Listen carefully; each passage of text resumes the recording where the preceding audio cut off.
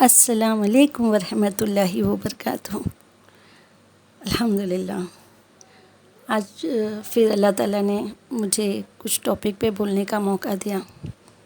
اللہ کی مرضی کے بنا تو کچھ نہیں ہوتا نا، ایک سانس ایک لمحہ بھی نہیں ہم جی سکتے۔ جتنا موقع مل رہا ہے اللہ تعالیٰ اللہ کی خدمت میں، اللہ کی دین کی خدمت میں، اللہ کے لیے اور نیک کام کے لیے اللہ ہمیں حیاتی دے، تندرستی دے۔ اللہ تعالیٰ ہمیں اس راستے پہ چلائے جس سے اللہ راضی ہو جائے۔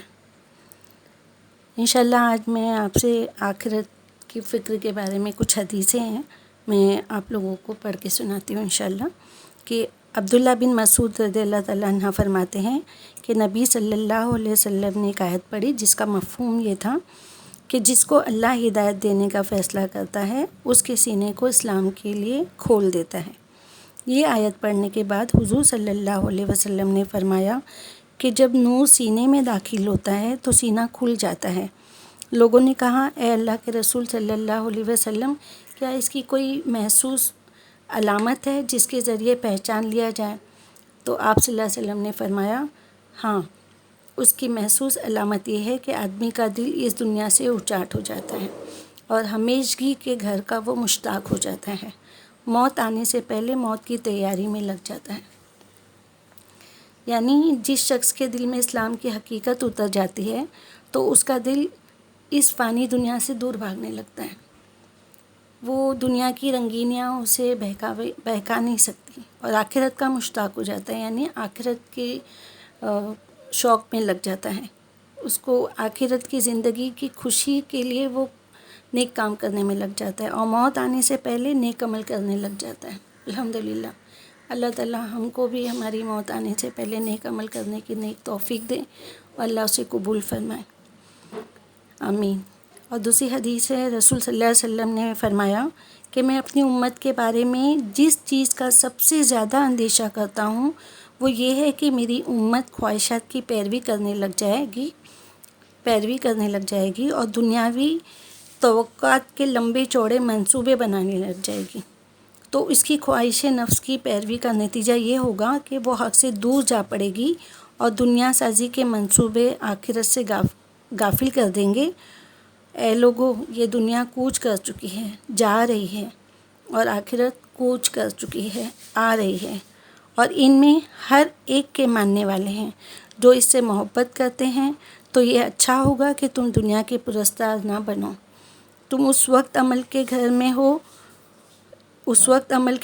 اور حساب کا وقت نہیں آیا ہے، اور کل جب تم حساب کے گھر آخرت میں ہوگے جہاں عمل کا کوئی امکان نہ ہوگا۔ اور ایک رسول صلی اللہ علیہ وسلم نے ایک آدمی کو نصیحت کرتے ہوئے یہ بات فرمائی کہ تم 5 چیزوں سے پہلے غنیمت جانو: اپنی جوانی کو انتہائی بڑھاپا آنے سے پہلے، اپنی صحت کو بیماری سے پہلے، اور اپنی خوشحالی کو اپنی محتاجی سے پہلے، اپنی فراغت یعنی بزی شیڈول کو خوشحالی کو مشغولیت سے پہلے، مطلب اپنی فرصت کو بزی ہونے سے پہلے، اور اپنی زندگی کو موت سے پہلے۔ یعنی جوانی میں خوب عمل کر لو، کیونکہ سخت بڑھاپے کی حالت کے باوجود ہم جب بوڑھے ہو جائیں گے تو باوجود کوشش کے بھی ہم وہ نہیں کر پائیں گے جو ہم جوانی میں کر سکتے ہیں۔ اور اپنی تندرستی کو آخرت کی تیاری میں لگاؤ۔ ہو سکتا ہے کہ آگے جا کے اللہ نہ کرے بیمار ہو جاتے ہیں، عمر کی وجہ سے کمزوری آ جاتی ہے تو پھر ہم کچھ نہ کر سکیں، اور جب اللہ خوشحالی دے تو اس سے آخرت کا کام لو۔ ہو سکتا ہے کہ تم غریب ہو جاؤ، پھر خدا کی راہ میں مال خرچنے کا موقع ہی نہ رہے، ہے نا۔ جب ہمارے پاس اللہ تعالیٰ نے جو بھی، یہ نہیں ہے کہ خوشحالی کا مطلب یہ ہے کہ ہمارے پاس بہت لاکھوں کروڑوں ہو، جتنا بھی ہمارے پاس ہے، جو بھی ہمارے پاس ہے، ہم اس سے خوش، پہلی بات تو ہم کو اس سے خوش رہنا ہے، ہر حال میں خوش رہنا ہے، الحمدللہ۔ دوسری بات، جو حال میں ہے اس حال میں ہم کو جتنا ہم اللہ کی راہ میں خرچ کر سکتے ہیں اسے خرچ کرنا ہے۔ ہو سکتا ہے کہ بعد میں کبھی کچھ کمی آ جائے، پھر اللہ تعالیٰ بعد میں بھی برکت دے دے گا، لیکن جب اگر کمی آ جائے تو پھر ہم کو پچھتاوا ہوگا کہ تھا اور میں نے نہیں کیا تھا۔ تو اس لیے ہم کو غریبی آنے کے پہلے آخرت کا کام کر لینا چاہیے. پھر خدا کی راہ میں مال خرچ کرنے کا موقع ہمیں ملے نہیں ملے نا، غرض یہ کہ اس پوری زندگی کو غنیمت جانو اور اس کو خدا کے کام میں لگاؤ، ورنہ موت آ کر عمل کے سارے امکانات کو ختم کر دے گی. ایک بار موت کے فرشتے آنکھ کے سامنے آ جائے، ہمیں نظر آ جائے، جو بھی انسان سکرات کی حالت میں ہوتا ہے تو اس کو موت کے فرشتے نظر آتے ہیں نا. جو نیک ہوگا اس کو بہت ہی خوبصورت شکل میں فرشتے آئیں گے، اس کے لیے کفن جنت کا لے کر آئیں گے، اس کو خوشخبری مل جائے گی، اس کو اپنا آگے کی زندگی پتہ چل جائے گی کہ اس کے بعد میرے ساتھ کیا ہونے والا. اور اگر گناہ گار ہوگا تو وہ لوگ بہت ڈراؤنی شکل میں آئیں گے اور بہت ہی وہ گھبرا جائے گا، اور اس کو وہ دیکھ کر وہ سمجھ جائے گا کہ اس کے آگے کی میری منزل کیا ہے. اور اس وقت وہ اگر چاہے گا، اگر ہم چاہیں گے کہ اللہ تعالیٰ معاف کر دے، اور سارے گناہ پوری فلم کی طرح ہمارے دماغ میں گھومنے لگے کہ یہ بچپن سے لے کے اس عمر تک کے موت کے فرشتے دکھنے تک ہم کو سب دکھائی دے گا، لیکن ہم چاہیں گے کہ اللہ تو تھوڑی دیر کے لیے ہمیں واپس بھیج دے. اللہ تعالیٰ میں معافی مانگ لوں، اللہ تعالیٰ میں صدقہ دے دوں، اللہ تعالیٰ میں نماز پڑھ لوں، اللہ تعالیٰ میں گناہوں سے بچ جاؤں، اللہ تعالیٰ میں معافی مانگ لوں، لیکن اللہ تعالیٰ ہمیں موقع نہیں دے گا. بس وہ ایک آخری سکرات کی ایک آخری لمحے کے پہلے تک کہ اللہ تعالیٰ ہماری ساری دعائیں قبول کرے گا انشاءاللہ، مغفرت بھی ہماری قبول کرے گا، لیکن موت کے فرشتے دکھنے کے بعد نہیں. تو اللہ تعالیٰ سے ہمیں ڈرنا چاہیے، معافی مانگنا چاہیے، وہ وقت آنے کے پہلے ہی ہمیں سارے نیک کام کر لینا چاہیے. اور ایک حضرت ابو سعید خدری رضی اللہ تعالیٰ عنہ فرماتے ہیں کہ ایک دن حضور صلی اللہ علیہ وسلم نماز کے لیے مسجد میں تشریف لائے. آپ نے دیکھا کہ کچھ لوگ کھلا کر ہنس رہے ہیں. آپ نے فرمایا اگر تم لذتوں کا خاتمہ کر دینے والی موت کو زیادہ یاد کرتے تو وہ تمہیں ہنسنے سے روک دیتی. موت کو بہت زیادہ یاد کرو جو تمام لذتوں کا خاتمہ کر دینے والی ہے. اور قبر ہر دن یہ کہتی ہے کہ میں مسافرت کا گھر ہوں، میں تنہائی کی کوٹری ہوں، مٹی کا گھر ہوں، کیڑوں کا گھر ہوں. جب کوئی مومن بندہ قبر میں دفن کیا جاتا ہے تو قبر اس کا استقبال کرتی ہے، کہتی ہے تو میرے پیٹ پر چلنے والوں میں مجھے سب سے زیادہ محبوب تھا. تو جب آج میری ذمہ داری میں آ گیا ہے تو دیکھے گا کہ تیرے ساتھ کتنا اچھا سلوک کرتی ہوں. حضور صلی اللہ علیہ وسلم نے فرمایا کہ اس مومن بندے کے لیے تا حد نگاہ وہ قبر وسیع و کشادہ ہو جاتی ہے اور اس کے لیے جنت کی طرف ایک دروازہ کھول دیا جاتا ہے. جب کوئی بدکار یا کافر بندہ دفن کیا جاتا ہے تو قبر اس کا استقبال نہیں کرتی، کہتی ہے میرے نزدیک میری پیٹھ پر چلنے والوں میں سب سے زیادہ ناپسندیدہ آدمی تھا. اب جب کہ تجھے میرے حوالے کر دیا گیا ہے، میرے پاس آ گیا ہے تو دیکھے گا کہ میں تیرے ساتھ کتنا برا سلوک کرتی ہوں. حضور صلی اللہ علیہ وسلم نے فرمایا پھر قبر اس کے لیے بھینچے گی اور تنگ ہوگی یہاں تک کہ اس کی پسلیاں ایک دوسرے میں گھس جائیں گی. یہ فرماتے ہوئے رسول صلی اللہ علیہ وسلم نے اپنے ہاتھ کی انگلیوں کو دوسرے ہاتھ کی انگلیوں میں پیوست کیا. اس کے بعد فرمایا اس پر 70 اژدھے مسلط کر دیے جائیں گے جن میں سے ہر ایک اتنا زہریلا ہوگا کہ زمین پر اگر وہ پھونک مارے تو اس کے زہر کے اثر سے ہمیشہ کے لیے زمین کچھ بھی پیدا کرنے کے قابل نہ رہ جائے گی. پھر یہ سب اژدھے ہیں اس کو ڈسیں گے، نوچیں گے. ایسا ہے کہ ایسا ہی اس کے ساتھ ہوتا رہے گا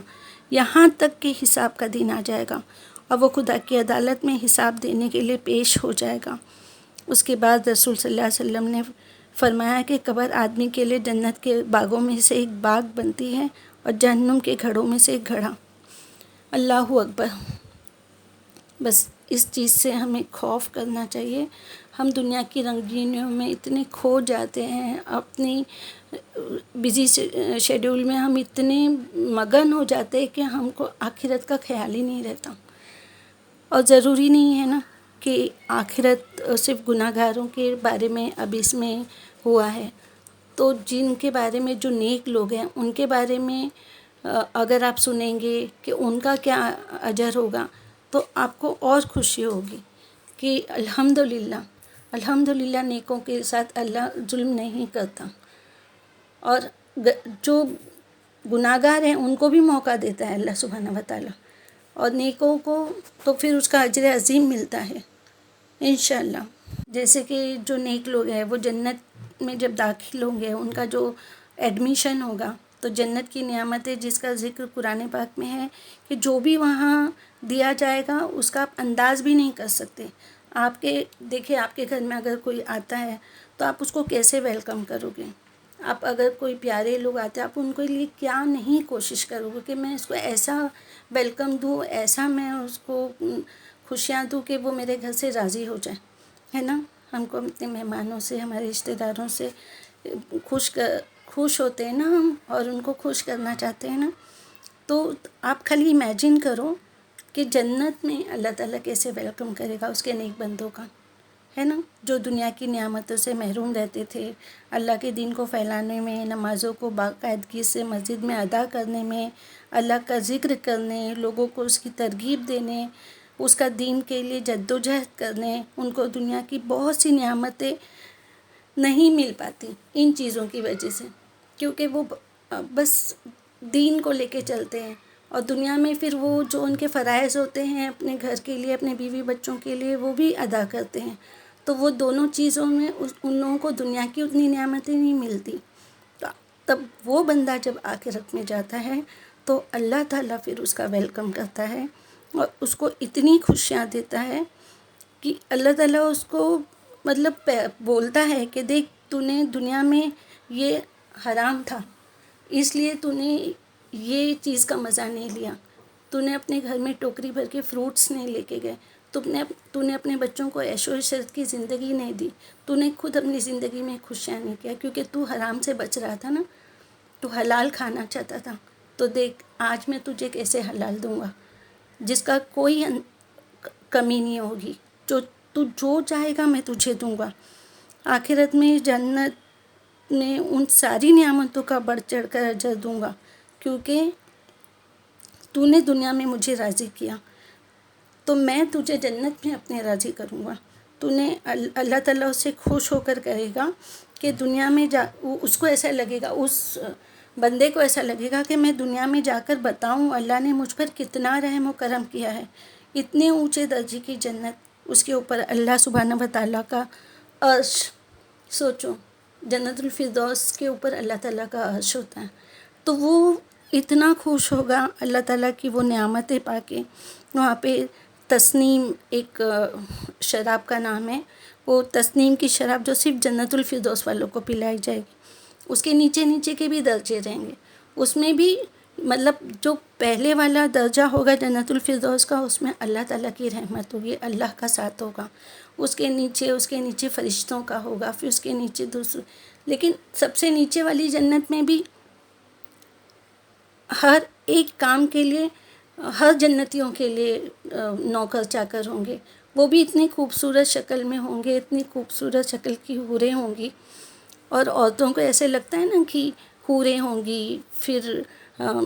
مطلب شوہر ہم جنت میں جائیں گے تو ہم کو ہمارے شوہر چاہیے نا، تو اللہ تعالیٰ جب حوروں کا ذکر کرتا ہے، اس کی خوبصورتی بیان کرتا ہے، تو اللہ تعالیٰ یہ بھی فرمایا ہے کہ حوروں کی جو خوبصورتی ہوگی، جو بیویاں ہوگی جنت میں جب وہ جائیں گی تو وہ حوریں ایسی ہوں گی جیسے کپڑوں کے استر۔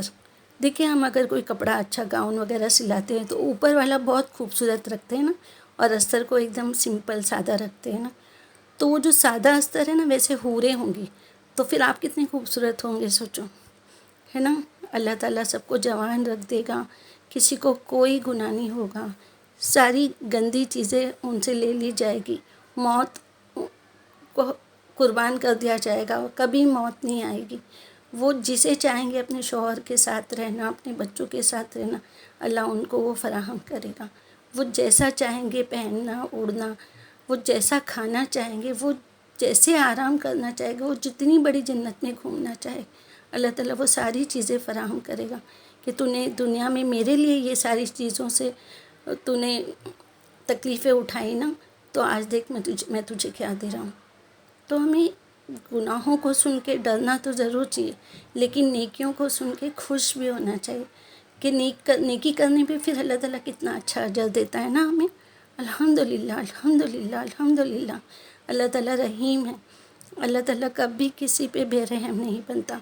اللہ تعالیٰ ہر موقع دیتا ہے کہ تم گناہ سے بچو، تم گناہ سے بچو، تم گناہ سے بچو۔ اللہ تعالیٰ اگر گناہ کا نیکی کا 10 گنا دیتا ہے تو گناہ کا 1 ہی دیتا ہے، کیونکہ اللہ تعالیٰ چاہتا ہے کہ میرے جو بندے ہیں وہ دوزخ میں نہیں جائیں، وہ جنت میں جائیں۔ تو اللہ تعالیٰ سے دعا کرنا چاہیے کہ اللہ تعالیٰ ہم کو ایسا بنا کہ ہم تیرے اعلیٰ درجے کی جنت الفردوس کے وارث بن جائیں۔ آمین یا رب العالمین۔ ہر مومن مومنات، ہر مسلم مسلمات، اللہ سب کی مغفرت فرمانا اور سب کو جنت الفردوس کا وارث بنا دینا۔